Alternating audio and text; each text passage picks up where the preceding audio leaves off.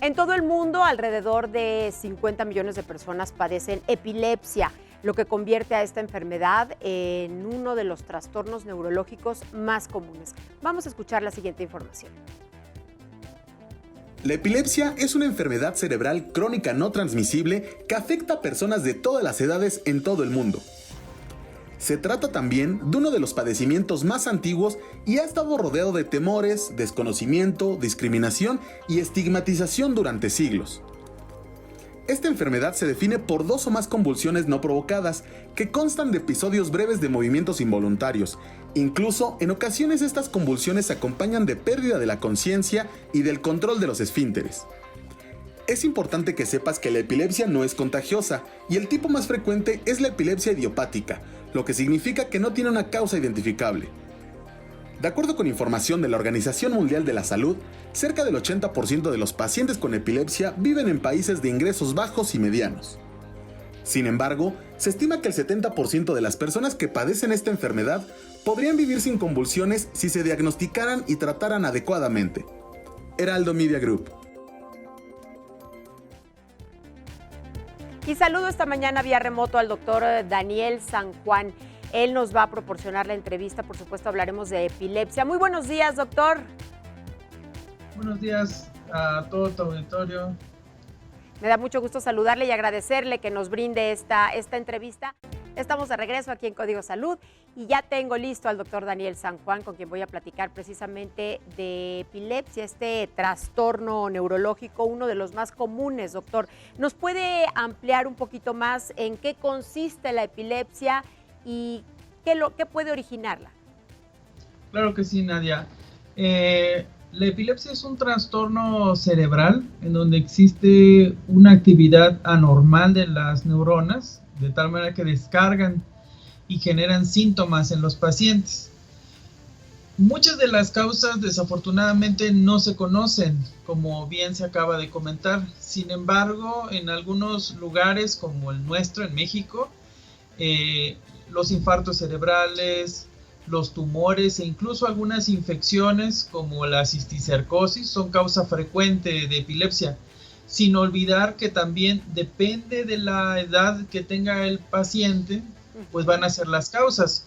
Por eso cuando se tratan de problemas en niños, pues la primera causa son los problemas en el proceso de nacimiento, tanto la falta de oxígeno, la falta de nutrición adecuada de la madre o las infecciones que adquieren en los primeros años de la vida, como meningitis o encefalitis. Mientras que en la población mayor de 60 años, pues los tumores y la enfermedad vascular cerebral son las principales causas, pero en realidad puede afectar esta enfermedad a todos, desafortunadamente, en los rangos de edad.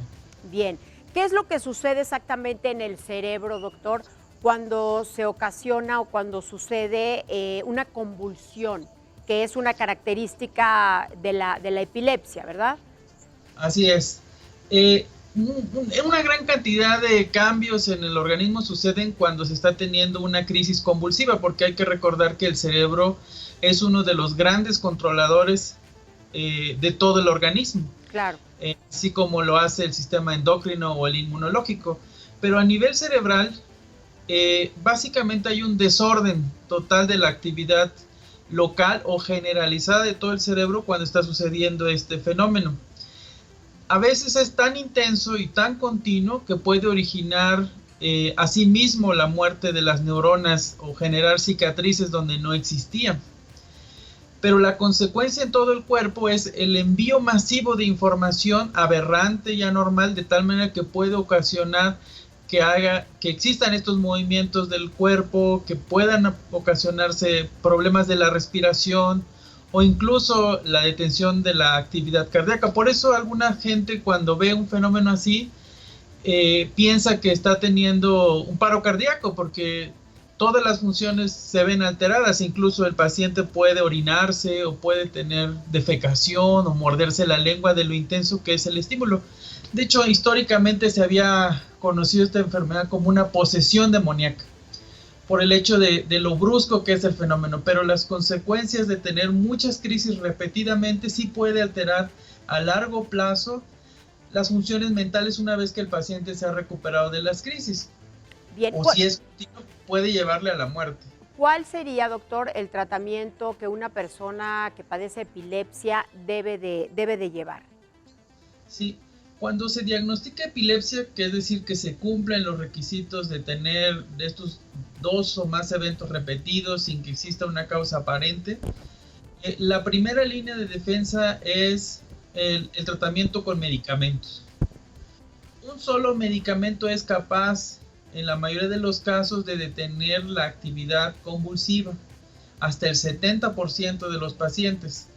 Cuando se empiezan a agregar más medicamentos, la posibilidad entonces de lograr que se controlen pues va disminuyendo, de tal manera que si alguien ya requiere 3 medicamentos antiepilépticos y no se controla, entonces ya tienen que buscarse otras opciones. Otras opciones significan, por ejemplo, los procedimientos quirúrgicos o dispositivos que traten de que esa actividad normal en el cerebro sea restringida.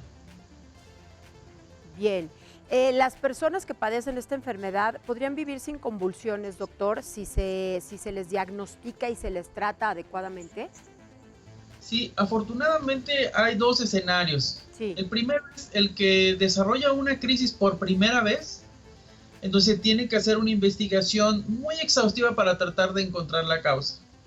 Pero si la causa es demostrable, por ejemplo, que se le bajó el azúcar, que se subió demasiado el sodio porque se deshidrató y se corrige, ya no va a desarrollar epilepsia y tiene que controlarse los factores que propiciaron esa crisis por primera vez. Pero aquel que ha sido declarado con epilepsia se tiene que balancear sobre cuáles son esos factores que pueden hacer que sea fácil o de difícil control. A veces no es tan fácil. Claro. Afortunadamente, los tratamientos, por ejemplo, en este caso que digo que 70% se controlan con un solo medicamento, pues pueden darle una calidad de vida al paciente adecuada si es que tiene una buena tolerancia a los medicamentos. Bien. De tal manera que a largo plazo puede llegar a curarse la epilepsia. Bien, doctor, nos vamos a enlazar en estos momentos con una paciente precisamente con epilepsia. Ella es Lorena García Sánchez y ya la tenemos aquí con nosotros. Lorena, muy buenos días y gracias por darnos esta entrevista. Gracias, buenos días a ustedes. Platícanos un poquito de tu caso. ¿A ti te detectaron epilepsia? ¿A qué edad? Háblanos un poquito de las características que tú has presentado, por favor. En mi caso no me lo detectaron a mí, el que lo detectó es mi hijo, que hace 4 años tuvo la primera convulsión, estaba dormido, cuando me desperté y lo vi que estaba convulsionando, lo llevamos al hospital, ya llevaba aproximadamente 20 minutos convulsionando y a partir de ahí pues fue todo un caminar así como medio fuerte porque él entró a terapia intensiva, estuvo en terapia intensiva unos 21 días y pues se quedó con hemiplegia, se quedó con daño cerebral de la mitad de su cerebrito, del lado derecho. Entonces de ahí él tiene una epilepsia de difícil control. Él ha llegado a tomar 7 medicamentos para poder tener el control de sus crisis, pero todavía no tiene control. ¿Qué edad tiene tu hijo, Lorena? Ahorita ya va a cumplir 6 años, llevamos con estos 3 años. Bien, doctor, ¿qué le puede decir usted a Lorena, por esta situación que nos está compartiendo, que vivió y que está viviendo todavía con su pequeño? Claro. Suena la causa algo realmente agudo. No todos, afortunadamente, los pacientes debutan con una forma tan severa de la enfermedad. Pero como se puede observar todo lo que le han ofrecido, haber llegado a terapia intensiva, estar ahora con los medicamentos, realmente requiere un cuidado altamente especializado porque se puede entender de que alguien que consume más de 3 medicamentos, pues las interacciones entre ellos son esperadas y muy severas en algunas ocasiones.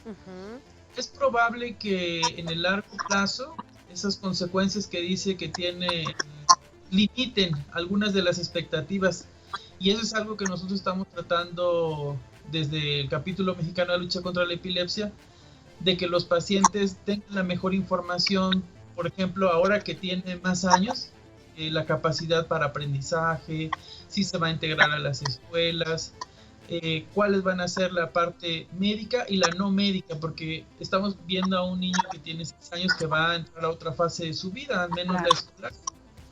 Entonces, también eso del estigma, porque socialmente pues él va a ser diferente a sus demás niños, ¿no? que tienen más o menos la misma edad, ver hasta dónde puede tener sus limitaciones para convivir, o cómo se puede manejar en la familia, etcétera, porque va a salir ya del núcleo familiar. Todo esto es muy importante. Doctor, yo le quiero preguntar también cómo debemos tratar o atender a una persona que se convulsiona, por ejemplo, en la calle, en algún lugar donde estamos de trabajo, por ejemplo. ¿Qué es lo que usted recomienda hacer y lo que no hay que hacer? Claro, los primeros pasos implican primero tomar la calma. Eso es difícil cuando es la primera vez y cuando estás ante un ser que conoces o es querido o es tu colaborador. El segundo es inmovilizarlo en un lugar seguro, que puede ser la mayoría de las veces en el suelo. Evitar colocar objetos en la boca, porque la intensidad de la contracción es bastante fuerte, incluso puede fracturarse el paciente o puede lastimar a quien está tratando de meter objetos en la boca. No hay que meter nada en la boca. Nada hay que meter. Tampoco hay que darle agua inmediatamente después si es que no ha recuperado el estado de conciencia. Retirar todos los objetos que estén alrededor para evitar que él mismo se lastime si es que existen muchos movimientos. En el caso, por ejemplo, del niño que acabamos de escuchar... Sí, del hijo de Lorena, claro. Sí, en el hijo de Lorena, que deben llamar mucho la atención. Si esto no cede y se prolonga más de 5 minutos, como ella muy bien lo hizo, acudió a los servicios de urgencia, porque la mayoría de las crisis solamente duran hasta 3 minutos, pero ya 20 minutos es un estado epiléptico. Es decir, que el cerebro no ha sido capaz de detener la actividad que se generó en alguna parte y que es anormal. O que presente una crisis y el paciente no recupere la conciencia, no te puede decir en dónde está, cómo se llama, y vuelva a tener otra. Esas son situaciones que sí ameritan que uno le diga a quien está observando la crisis, sí tienes que llamar a un servicio de urgencias, tienes que llevarlo al hospital más cercano, claro. Pero cuando es un paciente con epilepsia conocida, que está en casa, que más o menos ya tienes experiencia, si dura más de 5 minutos, entonces sí tendría que llamarse y llevar al paciente a un servicio de urgencias. Si no puede ser manejado en el lugar. Por supuesto. Lorena, ¿nos puedes platicar un poquito cómo llevas tú la experiencia con tu niño? Está siendo atendido, me imagino, toma medicamentos también. Sí, él toma medicamentos y lo llevamos a terapia. Él cuando salió del hospital salió totalmente como vegetal, como así me decían los doctores. Ahorita él ya camina, no habla, pero puede caminar, puede hacer algunos ruidos, puede darse a entender. Y ahorita estamos en la etapa de la operación. Como ya le detectaron que toda la mitad del hemisferio derecho es la que tiene la descarga, entonces lo que van a hacer es hacerle una operación para desconectarle. Yo no sé cómo se llama la operación, pero desde zona dice el doctor que le van a desconectar todo el lado derecho. Ajá, y que con ese posiblemente le pueda, tenemos un porcentaje del 70% de que le disminuyan las crisis. Él tiene crisis al día entre 20 y 30 crisis al día. Entonces me dice el doctor que puede disminuirle a lo mejor una al mes o una a la semana. Entonces que podría ser el caso podría ser una buena opción. Definitivamente. ¿Cuál es su nombre? ¿Cómo se llama tu niño? Daniel. ¿Y cuándo lo van a operar? Bueno, ahorita lo íbamos, ya estábamos en el proceso de operación, nada más que hace 15 días ya nos habían llamado para hacer el protocolo con los doctores y conocerlos, pero con esto del coronavirus ya necesita nuevas fechas. Claro, hay que esperar, Lore. Les agradezco mucho a ambos, a ti Lore, un beso y un abrazo muy cariñoso a tu hijo Daniel, y también a usted, doctor, muchas gracias por brindarnos esta entrevista para Código Salud esta mañana. Muchas gracias. Solamente le quisiera recordar que en el escenario de la pandemia, nuestro sitio de internet camelice.org tiene un enlace para todos aquellos que tengan preguntas relacionadas con la situación de la pandemia y el manejo de la epilepsia en estas condiciones especiales. No solamente información sobre la enfermedad, sino cómo manejar los antiepilépticos y las recetas en esta situación crítica. Bien, doctor, le agradecemos mucho. Muy buen día. Igualmente. Gracias, buenos días.